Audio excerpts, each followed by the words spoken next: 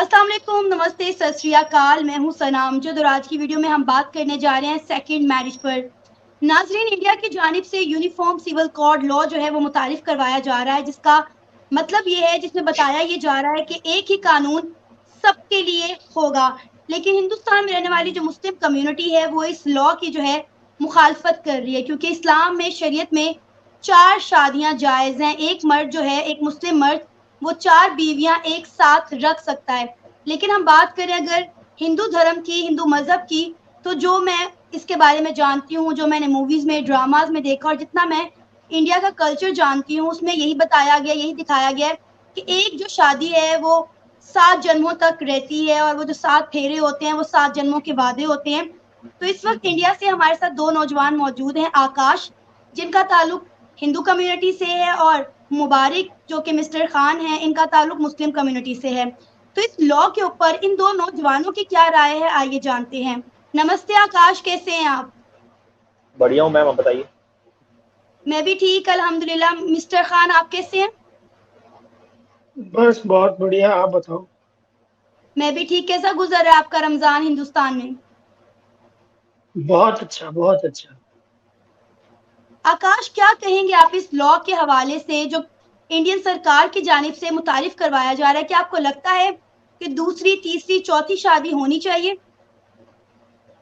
Ma'am actually ये जो law है ये शादी के लिए नहीं है, ये बहुत हुँ, सारी चीज़ों के लिए लॉ है। ये जैसे अभी आप देखेंगे, इसका सबसे ज़्यादा इम्पोर्टेंट स्कूल्स में भी था, कॉलेजेस में भी था। शादी का तो एक अलग अपन पॉइंट ऑफ व्यू रखते हैं कि मैरिज के लिए जब आप एजुकेशन फैक्टर में जाते हो तो आप देखते हो कि मुसलमानों का के लिए अगर वो हिजाब पहन के स्कूल में आती हैं तो सिख बोलेंगे हम पगड़ी पहन के आएंगे, ठीक है। क्रिश्चियन बोलेंगे हम फादर का लॉकेट लटका के आएंगे। तो स्कूल की जो मर्यादा है उसका क्या होगा? जबकि हमारा बिल्कुल। कानून हमको इजाजत देता है सभी धर्मों को कि वो अपने धर्मों का पालन पूरी तरह से कर सकते हैं, बट वो बाहरी आवरण जैसे खेल आप बोल सकते हैं कि हो गया, कहीं बाहर आप घूमने गए हो, ठीक है, आप पार्क में गए हो, आप मेले में गए हो, यहाँ आपका आपके राइट्स हैं, आप जैसे चाहें आप कर सकते हैं। लेकिन जब आप किसी स्कूल स्कूल में जाते हैं, कोई कॉलेज में जाते हैं, तो वहाँ के जो रूल्स होते हैं उनको फॉलो करने पड़ते हैं। अभी इसी बात ज़बरदस्त। कर्नाटका में हुआ, हिजाब कंट्रोवर्सी, बहुत ज़्यादा बवाल मचा। जबकि उतनी कोई बात ही नहीं थी, मुस्लिम कुछ लड़कियां चाहती थी वो हिजाब पहन के जाएँ। हुँ, स्कूल अथॉरिटीज़ का कहना था कि भाई आप हिजाब पहन के नहीं जा सकते क्योंकि यहाँ पेपर चल रहा है। कई लोग हुँ। हिजाब में चीटिंग के लिए कुछ लेके गए, सिख भी पगड़ी पहन के जाते हैं, वो कहीं कुछ कर लिए। तो इससे अच्छा आपके लिए जो सभी लोग जैसे फॉलो करते हैं आप भी वही फॉलो करो। उस चीज को लेके ये जो समान नागरिक संहिता जो कानून है, ये अचानक से और इसकी वैल्यू बढ़ी कि अब इसको तो लाना ही चाहिए। अब जो शादी ठीक की है। बात है कि 4 शादी, अब हालांकि हमारे मुसलमान भाइयों के धर्मों में लिखा है कि 4 शादी जायज है, हुँ, पर जरूरी है 4 शादी करे एक मुसलमान अपनी लाइफ में? अगर कोई ऐसी पॉइंट ऑफ व्यू पे ऐसी सिचुएशन होती है कि उनकी फर्स्ट वाइफ का इस दुनिया में नहीं है, या कोई हुँ। कारण हो गया कि नहीं उनसे बन रहा, तो वो डिवोर्स लेके दूसरी शादी करे, इस टाइप का। जब आप दो दो तीन तीन शादी करते हो तो जब आप न्याय के लिए भी जाते हो तो इसका सबसे बेसिक चीज भी है कि लॉ पे भी इसका इफेक्ट होता है। जब सबको डेमोक्रेसी में इक्वल राइट्स दिए गए हैं तो कोई दो शादी करके जा रहा है, हालांकि उसके धर्म में चीज दी है, लेकिन ये नियम आया ही इसलिए कि सब जितने भी रिलीजन है उनको इक्वालिटी पे लाया जाए, ताकि उनका जो हमारे देश के कानून है उस पर इक्वल भरोसा हो। ये ना हो कि सिख के लिए कोई अलग कानून चल रहा है, हिंदू के लिए कोई अलग चल रहा है, मुस्लिम के कोई अलग चल रहा है, इसीलिए। ज़बरदस्त। बहुत अच्छा आपने ब्रीफ किया इस लॉ के हवाले से, और जो चीज़ें मुझे नहीं पता थी आपने भी वो बता दी। अच्छा, अगर हम बात करें स्पेसिफिक शादी के हवाले से, तो इस्लाम में बेशक 4 शादियों की इजाज़त है। शरीयत जो है वो एक मुसलमान आदमी को 4 शादियों की इजाज़त तो देता है, लेकिन उसमें भी कुछ शराइत हैं। इस्लाम में, कुरान में खुद कहा गया है कि तुम 4 शादियाँ तभी कर सकते हो अगर तुम चारों में अदल कर सको, जो कि तुम नहीं कर सकते। जब खुदा ताला ने कह दिया तुम ये काम नहीं कर सकते, तुम चारों में अदल नहीं कर सकते, तो फिर कैसे पॉसिबल है कि मर्द जो है वो ये कह दे कि जी मैं 3 या 4 बीवियाँ रख सकता हूँ और चारों में अदल कर सकता हूँ? तो ये कम इम्पॉसिबल सी बात है, जो अल्लाह ताला ने खुद कह दिया कि जो कि तुम नहीं कर सकते। मिस्टर खान, आप क्या कहेंगे इस हवाले से, इस लॉ के हवाले से? हिंदुस्तान में काफ़ी मुखालफत की जा रही है इस लॉ की। जी मैं खुद भी यही कहूंगा, शरीयत में अलाउ है, कान अब हमारे इस्लाम में अलाउ है, लेकिन हम्म। इस्लाम में ये मजबूरी के तहत बोला गया है कि अगर आपकी एक शादी जो आपने अपनी मर्जी से कर रखी है, अब दूसरी शादी अगर किसी को सहारा देने के लिए, किसी की मजबूर, किसी लड़की की, जैसे किसी लड़की के हस्बैंड की डेथ हो गई, वो विधवा हो रखी है, अकेली है, मजबूर है, उसका कोई हमसाया नहीं है उसके पास, उसकी हेल्प करने के लिए अगर हमें उसके ऊपर ना उसको नाम देने के लिए अगर हमें उससे शादी करनी पड़े, तो वो जायज है। ऐसे नहीं कि हम अपना शौक पूरा करने के लिए हम 2 कर ले, 3 कर ले, 4 कर ले और उनको लाके एक घर में रखें। या आपको खुद को पता है आजकल की महंगाई के अंदर एक नहीं पलती, 4-4 कैसे पालेंगे? उनको बिल्कुल पालना सही भी तो कह रहे हैं पड़ता है आप। ना, खाली शादी करने से कुछ नहीं होता। अब अगर हम लेके 4 आ जाएंगे और उनकी हम ठीक से कदर नहीं करेंगे, उनको ठीक से रखेंगे नहीं, तो ये गुनाह है, ये बहुत बड़ा गुनाह है कि हम किसी लड़की आती है बहुत भरोसे के साथ, किसी लड़के के साथ उसके घर आती है, और जब हम उसकी ख्याल नहीं रखते, उसका ख्याल नहीं रख पाते, उसकी खिदमत कर नहीं पाते सही से, तो हमें कोई हक नहीं बनता कि हम उसको लेके आए। और यही कॉन्स्टिट्यूशन कहता है, हमारा संविधान है जो भारत का, वो भी यही कहता है कि सभी धर्मों की हम इज्जत करते हैं, लेकिन कानून जो है वो भारत के लोगों को फॉलो करना है। और फिर भले धर्म, वो कानून पर हम बात करते हैं कोर्ट के अंदर, हाई कोर्ट है, सुप्रीम कोर्ट है, अगर कोर्ट ने बोल दिया कि ये चीज होनी है, फैसला होने से पहले तक हम तर्क दे सकते हैं। अगर कोई फैसला हो चुका है कि भाई सुप्रीम कोर्ट ने ये फरमान जारी किया है, तो कॉन्स्टिट्यूशन, कानून के ऊपर कोई कुछ भी नहीं है, फिर वो भले कितना ही बड़ा धर्म अधिकारी क्यों ना हो या कोई भी क्यों ना हो। हमारे इंडिया में तो यही होता है, बाहर कैसा होता है ये हमें नहीं पता। अच्छा, मैंने ये भी सुना है कि आकाश के हिंदुस्तान में 3 तलाकों पर भी पाबंदी है। जी। मैम, इसका जो अगर आप देखेंगे ना, 2018 में एक महिला थी, उनका मुझे अभी नाम तो याद नहीं है, लेकिन अगर आप बोलेंगे तो आप जानकारी के लिए आपको व्हाट्सएप पे मैं भेज दूंगा। वो मुस्लिम थी, वो गई सुप्रीम कोर्ट, उन्होंने कहा कि मेरे पति ने मुझसे 3 तलाक ले लिया है। तो सुप्रीम कोर्ट ने बोला कि ठीक है, अगर ले लिया तो बोलती है लेकिन इसने इसमें मेरे राइट्स का तो हनन हुआ है। तो सुप्रीम कोर्ट ने बोला कैसे? तो कहता है उनकी मर्जी से उन्होंने 3 तलाक तो ले लिया, लेकिन जब हमारा संविधान कहता है कि लड़का और लड़की दोनों को इक्वल राइट्स है, तो इसमें हम्म। उन्होंने तो तलाक ले लिया, तो मेरा क्या होगा? इस बात को संविधान में जब लिया गया, तो नरेंद्र मोदी ने 2016-17 में एक बार 3 तलाक के खिलाफ राज्य सरकार में बिल पास करने की कोशिश की, लेकिन नहीं पास हो पाया। 2019 में ये बिल पास हुआ। इसका रीजन था कि वो जो लड़की थी उसने खुद सुप्रीम कोर्ट को भी चैलेंज दिया था कि एक साइड तो आप कह रहे हो कि आपके संविधान में लड़का लड़की दोनों को बराबर का हक है, हम्म। उसने तो तलाक ले लिया, और जो लिया उसका कोई रीजन नहीं था, अच्छा कोई वैलिड सही है। रीजन नहीं था। तो इस बात को लेकर जब सरकार के पास गई, तो ऐसा एक केस नहीं है, कईयों केस होते हैं। अब देखिए, ऐसा जरूरी नहीं कि हर लड़का हर लड़की के साथ रह सके, ये बात सच्चाई है। कई चीजें होती हैं जो कि बाहर नहीं आती हैं। अब जैसे हम लोग कहते हैं श्री कृष्ण जी बांसुरी बजाते थे, लेकिन अगर बांसुरी बजाने वाला महाभारत किया था तो कोई ना कोई रीजन था, वरना हर चीज बांसुरी बजाने से हो जाती तो महाभारत क्यों होती? तो ये तो सच है हम्म। कि दुनिया में हर लड़की के साथ हर लड़का नहीं रह सकता, लेकिन उसके तो पीछे वैलिड आकाश, रीजन होना अभी चाहिए। इंडिया में 3 तलाकें बैन है। Yes ma'am, done. ठीक है। अच्छा आकाश, आपने बात की कि नरेंद्र मोदी के आने के बाद ये लॉ बनाया गया कि इंडिया में 3 तलाकें जो है बैन हो गई। आपको पता है पाकिस्तान में अभी तक ये लॉ चल रहा है, अगर मियाँ बीवी में लड़ाई हो जाती है और मर्द गुस्से में आकर अपनी बीवी को 3 दफा ये कह दे कि मैं तुम्हें तलाक देता हूँ, तो फौरी तौर पर उनकी तलाक हो जाती है। और अक्सर मर्द तो ये करते हैं कि बाद में कहते हैं कि ओ सॉरी, मैंने गुस्से में कह दिया था, मैंने जज्बातीपन में कह दिया था, मैं तो अपनी बीवी के साथ रहना चाहता हूँ। और बाद में वो यहाँ पर मौलाना की तरफ जो है वो रुजू कर रहे होते हैं कि इस मसले का हल बताएं। हमने गुस्से में आकर अपनी बीवी को 3 तलाकें तो दे दी हैं, लेकिन वो गुस्से में आकर हमने जज्बाती फैसला किया था, हम अपनी बीवी के साथ रहना चाहते हैं, हम अपने बच्चों के साथ रहना चाहते हैं। तो अगर हम बात करें नरेंद्र मोदी की, तो नो डाउट नरेंद्र मोदी के आने के बाद इंडिया में बहुत सारी डेवलपमेंट हुई है। मुझे ये देखकर, ये जान के यकीन करें हैरानी हो रही है कि वहां पर मुसलमानों के राइट्स के लिए भी नरेंद्र मोदी ने काम किया है। मिस्टर खान, मैं आपसे ये जानना चाहूंगी, आप as a Muslim community Hindustan में रह रहे हैं, तो क्या आपको तमाम तर वहां पर रहते हुए मजहबी आजादी हासिल है? और जो ये लॉ बनाए जा रहे हैं इंडियन सरकार की जानिब से, नरेंद्र मोदी की जानिब से, क्या आपको इनमें से किसी लॉ पर एतराज है? नहीं, कोई दिक्कत नहीं हो रही यहाँ पे रहने में। मुझे तो बल्कि प्राइड फील होता है कि मैं एक इंडियन मुस्लिम हूँ। और जैसे कि आप बोल रहे हो कि हमें किसी चीज की कोई पाबंदी है, तो हमें किसी चीज की कोई पाबंदी नहीं है।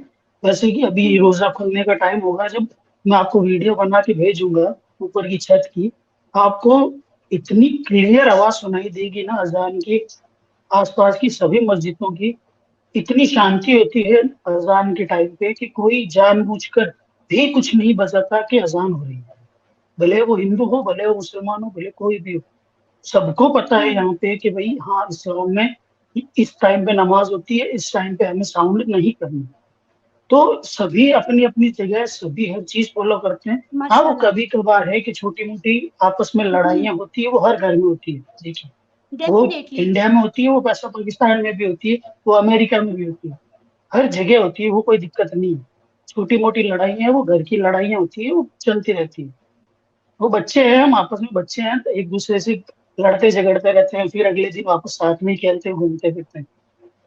वो वाला अच्छा, हिसाब है। मुझे ये बाकी यहाँ बताएं पे कि हमें मेरा दूसरा ऐसा सवाल कुछ भी आपने नहीं। सुना नहीं कि नरेंद्र मोदी की जानिब से, इंडियन सरकार की जानिब से जो लॉ बनाए जा रहे हैं, क्या आपको उन पर कोई एतराज है? नहीं, देखिए, लॉ बनता है बहुत सोच समझ के, उन पर पूरी तरह रिसर्च होती है। उसके बाद उस लॉ को बनाया जाता है, उसको बिल के रूप में पास करवाया जाता है। तो गवर्नमेंट में हमारे मुस्लिम यहाँ पे ऐसा नहीं है कि हम हमारी कम्युनिटी मुस्लिम की छोटी है तो हमें शामिल नहीं किया जाता। हर एक कानून के अंदर जितने हिंदू कम्युनिटी के लोग होते हैं, उतने उससे ज्यादा ही मुस्लिम कम्युनिटी कम्युनिटी के लोग हैं, जो कि इस बिल को पूरी तरह एनालाइज करते हैं, पूरी तरह इसके ऊपर रिसर्च करते हैं, उसके बाद ही कोई बिल पास होता है। तो अगर मुस्लिमों के हित में भी होता है, कभी खिलाफ भी होता है, तो हर इंसान एक जैसा नहीं सोचता। मेरी सोच जी, कैसी है, आकाश भाई की सोच कैसी है, आपकी सोच कैसी है, हम तीनों की सेम नहीं हो सकती। वैसे ही बहुत 142 करोड़ का दुनिया का पहला सबसे बड़ा मुल्क है हमारा। तो सभी की सोच को मिला के या सभी के मर्जी से कोई लॉ नहीं बनाया जा सकता। कुछ को ऐतराज होगा, और कुछ के चक्कर के अंदर सभी को तो सफर नहीं करवा सकते ना गवर्नमेंट। तो उसी हिसाब से नरेंद्र मोदी गवर्नमेंट, तो मैं बोल रहा हूँ, पिछले 8 साल में इन्होंने जितना काम किया है ना, ये लोगों को लगता है कि ये सिर्फ हिंदू कम्युनिटी की गवर्नमेंट है या सिर्फ इनके लिए काम करती है। बाकी जो लोग जो भी काम करते हैं ना, वो पूरे देश के लिए काम करते हैं। ठीक है। अब यहाँ पर बहुत सारी चीजें हैं, बहुत सारी चीजें हैं। अब मैं यहाँ मेरी राजस्थान की बात करूँ तो राजस्थान में कांग्रेस की सरकार है। ठीक है। लेकिन आपके वहां से पूरे पाकिस्तान से बेटर राजस्थान है हमारे यहाँ पे। हमारे यहाँ पानी फ्री है, हमारे यहाँ बिजली 100 यूनिट तक फ्री है, हमारे यहाँ 80% लोगों को राशन फ्री मिलता है। 25 किलो 50 किलो गेहूं हर मंथ मिलते हैं फ्री। दालें, राइस, तेल, सब कुछ फ्री मिलता है। मतलब इतनी सारी चीजें इतने लोगों को फ्री मिलती है।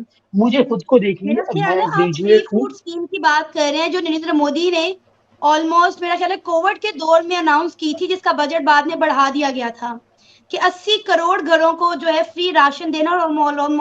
और ऑलमोस्ट अगर हम बात करें तो एक घर में रहने वाले हर बंदे को 5 केजी राशन दिया जाता है। वो सेंटर की तरफ मैम, से, वो नरेंद्र वो मोदी की तरफ सेंटर की वजह से से, स्टेट गवर्नमेंट की तरफ से आधा, उसके अलग आता जितना है। 5 किलो मोदी जी देते हैं ना, उतना ही एक हम्म। यहाँ का स्टेट का सीएम भी देता है। तो वो हो जाता है डबल। मतलब 50 किलो, अगर मेरे घर में 5 मेंबर है, तो मुझे 50 किलो गेहूं हर मंथ मिलेगा। हर मेरे महीने घर में 50 यानी किलो अभी गेहूं आपको मिलेगा। राशन चार मेंबर है, आप खरीदने सबको की सोचिए पचास जरूरत नहीं, ही किलो नहीं है ना? बहुत कम जरूरत पड़ती है। रेयरली और मैम। वैसे भी ऐसा नहीं है कि सभी, हाँ, और वो है कि जो हम्म। खुद खरीदना चाहते हैं वो खुद खरीद सकते हैं। और जिनको गवर्नमेंट से चाहिए कि भाई जिसकी माली हालत ठीक नहीं है, जिसको जो नहीं खरीद पाता, उसके लिए सरकार बैठी है। हमारे यहाँ राजस्थान में अभी अभी आपको पता नहीं होगा शायद, आरटीएच बिल पास हुआ है। Right to health. पूरे भारत में सबसे पहला राजस्थान बना है जिसने ये बिल पास किया है। इसके बाद पूरे राजस्थान में किसी भी सरकारी और बड़े से बड़े प्राइवेट हॉस्पिटल में किसी भी पूरे राजस्थानियों का कोई भी इलाज है वो पूरी तरह से फ्री होगा, पूरी तरह से। जबरदस्त। भले वो कितना भी बड़ा ऑपरेशन क्यों ना हो, सारा सब कुछ फ्री है। अगर हमारे पास पैसे हैं, अगर जैसे मेरा एक्सीडेंट हो गया, मुझे हॉस्पिटल लेके गया, वो सरकारी में ले जाओ या प्राइवेट में, अगर मुझे पूछा कि तुम पैसा देना चाहते हो, अगर मैं बोलता हूँ मेरे पास पैसे है, मैं अफोर्ड कर सकता हूँ, तब तो मैं पैसे दूंगा। अगर मैं नहीं अफोर्ड कर सकता तो गवर्नमेंट कहती है आप इसका इलाज करो, पैसा हम देंगे, ये तो बहुत अच्छी जितना भी बात है। पैसा आपको पता लगेगा है, अगर सारा हम पैसा हम देंगे। पाकिस्तान की बात करें तो पाकिस्तान में भी हेल्थ कार्ड जो है वो मुतारिफ करवाए गए थे, लेकिन उसके बाद जैसे ही इमरान खान साहब की हुकूमत गई तो वो हेल्थ कार्ड जो है वो बंद हो गए। लोगों को बहुत सारी मुश्किलात का सामना करना पड़ा। मेरे बहुत सारे जानने वाले हैं जिन्हें हेल्थ कार्ड पर बहुत सारा ऑपरेट करवाना था, जैसे ही इमरान खान साहब की हुकूमत की, वो हेल्थ कार्ड जो है वो बाद में मेरा ख्याल है बंद कर दिए गए थे और लोग जो है वो फिर से महरूम हो गए थे फ्री इलाज से। अभी भी बहुत सारे, और अगर हम बात करें कि यहाँ मेडिकल के निज़ाम की, तो आपको पता होगा कि पाकिस्तान का किस तरह का मेडिकल का निज़ाम है। इवन के बहुत सारे यहाँ से लोग अपने प्यारों का इलाज करवाने, ट्रांसप्लांट करवाने हिंदुस्तान जाते हैं। आकाश, आप कुछ कहना चाह रहे थे? यस मैम, किस बारे में आप पूछ रही थी कुछ? हम बात कर रहे थे यूनिफॉर्म सिविल कोड के हवाले से कि जो लॉ मुतारिफ करवाया जा रहा है हिंदुस्तान में, क्या आपको लगता है कि ये लॉ इंडिया में कर पाना, मतलब तमाम लोगों को फॉलो कर पाना पॉसिबल होगा? क्योंकि इंडिया जो है वो एक डेमोक्रेटिक कंट्री है, वहाँ पर बहुत सारे मज़ाहिब एक साथ घुल मिल कर रहते हैं। जैसा कि आपने कहा कि ये सिर्फ शादी के हवाले से लॉ नहीं है, इसमें बहुत सारी और भी चीज़ें हैं। तो इतने सारे मज़ाहिब जो कि हिंदुस्तान में रहते हैं, आपको लगता है कि वहाँ पर ये लॉ फॉलो करवाना मुमकिन हो पाएगा? मैम देखिए, आसान तो नहीं होने वाला, क्योंकि 3 तलाक जैसे हुआ था नरेंद्र मोदी के ऊपर, कई लोग बोले सरकार गिर जाएगी, अगली बार नरेंद्र मोदी नहीं आ पाएंगे। तो ये सबको देखते हुए देखिए आसान तो नहीं है, लेकिन नरेंद्र मोदी का अगर आप कार्यकाल देखें, समय देखें, तो उन्होंने हमेशा बड़े मुद्दों को ही टच किया। जैसे अपन कहते हैं कि अयोध्या का, अब अयोध्या का अगर राम मंदिर का केस देखें, अगर मान लीजिए मस्जिद बनता, ठीक है, तो भी हम ठीक थे, चलो बन गया, अच्छी बात है। लेकिन फिर उस सरकार को ही रहता कि मुस्लिमों का सपोर्ट रहता, कई हिंदू भाई खफा रहते उससे कि वहां मस्जिद बना दिया, मंदिर हमारी नहीं बनी। नरेंद्र मोदी ने बोला कि दोनों बनवाएंगे और इसको खत्म करेंगे, क्योंकि जब भी चुनाव आता था ये चीज उठती थी कि कोई बोलता था, मुस्लिम पक्ष बोलते थे हम मस्जिद बनवाएंगे, हिंदू पक्ष बोलता था हम मंदिर बनाएंगे, तो राजनीति बहुत होती थी। अभी 3 तलाक का हुआ, तलाक 4 टाइप के होते हैं मैम। एक्चुअली मैंने जो खान सर की वीडियो देखी थी तो उसमें थोड़ा अच्छे से एक्सप्लेन किया था, लेकिन जो ये बोल के तलाक तलाक तलाक खत्म कर देना, ये जो बात है, ये कहीं उन्होंने बताया नहीं था। इसको बनाया कौन, इसको भी उन्होंने बताया नहीं था। जो मुसलमानों में एक तलाक है कि अगर तलाक बोलने के बाद भी 60 दिन पति पत्नी को मौका दिया जाता है कि आप दोनों सोच लें अलग होने के लिए। अब गुस्से में इंसान कुछ भी बोल देता है, ठंडे मूड में रहा, उसको अपना बच्चे को देखा, अपने परिवार को देखा, उसने समझा कि भाई ये अगर मैं कर दूंगा तो इनका कौन साथ देगा, इन लोग का क्या हुआ। तो वो लोग बोले कि ठीक है भैया हमको नहीं लेना है। वो समझ में आता है। तुम गुस्से में कुछ भी किसी को बोल देता है, कोई तुमने बोल दिया चलो कि ऐसा ऐसा ऐसा, अब तुमने तो बोल दिया, फिर एक साइड तुम कह रहे हो कि भाई मुझे रहना भी है, तो हलाला तुमको तो नहीं कराना है, तुम्हारी पत्नी को कराना है, तो बिल्कुल उसमें सही कह रही हैं इक्वालिटी आप। कहाँ गई? ये सब बिल्कुल। कारणों से उस लड़की ने सुप्रीम कोर्ट को चैलेंज दिया था। सुबहरा बानो करके सरनेम उनका बानो करके है, मैं और उनके बारे में आपको जानकारी लेके भेज दूंगा। वो मुस्लिम थी, वो खुद सुप्रीम कोर्ट गई, तब जाके 3 तलाक का बिल आया, वरना नरेंद्र मोदी कहाँ कराने वाले थे। आकाश, ये मुझे ये सब ने नहीं बताएं करा। कि जब नरेंद्र मोदी इतने अच्छे इकदामात ले रहे हैं हिंदुस्तान में रहने वाले मुसलमानों के लिए, मतलब उन्होंने एक तरफ मस्जिद भी बनाई, दूसरी तरफ मंदिर भी बनवाया ताकि दोनों कम्युनिटी के लोगों को एतराज ना हो, फिर क्या वजह है, क्यों ये कॉन्सेप्ट पाया जाता है कि नरेंद्र मोदी जो है वो एंटी मुस्लिम है, वो मुसलमानों के खिलाफ है? जैसा कि आपने बताया कि पाकिस्तान में 3 तलाकों का जो कॉन्सेप्ट था, वो एक लड़की को 3 तलाकें हुई, एक मुसलमान लड़की को, और उसको मद्देनजर रखते हुए नरेंद्र मोदी ने, आपके प्राइम मिनिस्टर ने ये लॉ मुतारिफ करवाया कि 3 तलाकों पर बैन कर दिया गया। और जिस तरह वो मंदिर के साथ मस्जिद तामीर करवा रहे हैं, तो ये कॉन्सेप्ट जो बनाया जा रहा है कि नरेंद्र मोदी एंटी मुस्लिम है, वो मुसलमानों के सब खिलाफ है, ये फिर कौन कर रहा है? ये प्रोपेगेंडा फिर कौन बचा रहा है, कर रहा है? भारत में कि पाकिस्तान में? ओवरऑल अगर हम बात करें तो पाकिस्तान के दिमागों में, पाकिस्तान के लोगों के दिमागों में ये कॉन्सेप्ट है कि नरेंद्र मोदी जो हैं वो एंटी मुस्लिम हैं, जबकि हमने ये मैम देखा है कि जितनी भी मुस्लिम कंट्रीज हैं नरेंद्र मोदी के उनके साथ ताल्लुकात बेहतरीन हैं, सवाए पाकिस्तान के। मैम मैं 1 मिनट, मेरा नेट खत्म हो गया, मैं रिन्यू करना चाहूंगा अपना नेट। और रही बात जो आप कह रही हैं मैम, देखिए पाकिस्तान तो बना ही धर्म के नाम पे था, ठीक है। मोहम्मद अली जिन्ना जब पीएम बने तो उनको कोई पाकिस्तान नहीं चाहता, उनको तो पहले इंडिया का पीएम बना था। लेकिन जवाहरलाल नेहरू और मोहम्मद अली जिन्ना के बीच में ये हुआ कि कौन पहले कुर्सी पे बैठेगा। सत्ता की लालच में देश को बांट दिया। अब उस समय सबसे ज्यादा मुस्लिम थे, तो बोला हम मुस्लिमों को अलग करके मुस्लिम देश बनाएंगे, बना दिया। फिर क्या बोला, हम हर धर्म के लोग को इक्वल राइट्स देंगे, मोहम्मद अली जिन्ना ने बोला था, ठीक है। और इस्लामिक जमहूरियत बनाएंगे करके बोला होगा, ये सब तो मैं सुनता ही रहता हूँ। लेकिन क्या बना पाए? उनको था बोन कैंसर, अगले ही साल उनका इस दुनिया से इंतकाल हो गया। वो तो चले गए, बिल्कुल आज ऐसे उस देश का क्या हाल है?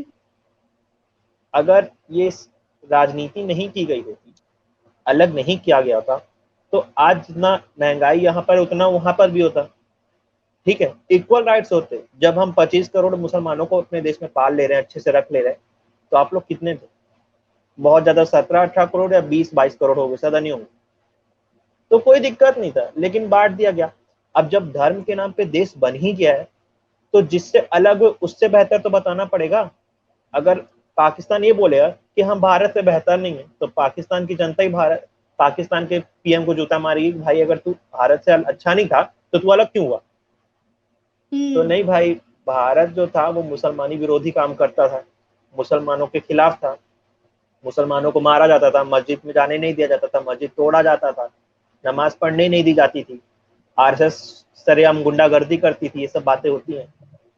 अगर ये सब करते ही तो बाजू में तो मेरे मुसलमान भाई भी बैठे हैं, क्या वो सही सलामत होते? आप ही सोचिए ना, अगर ऐसा कुछ होता तो मैं जहाँ कोचिंग जाता हूँ, आकाश, मैंने शेख ना पिछले एकेडमी। कुछ दिनों में बहुत सारे इंडियन मुस्लिम्स का इंटरव्यू किया। आप यकीन करें, उन लोगों ने मुझे ऐसी ऐसी बातें, ऐसी ऐसी चीजें बताई हैं कि जो ना तो मैंने पहले सुनी हुई थी और ना ही मैंने कभी देखी हुई थी।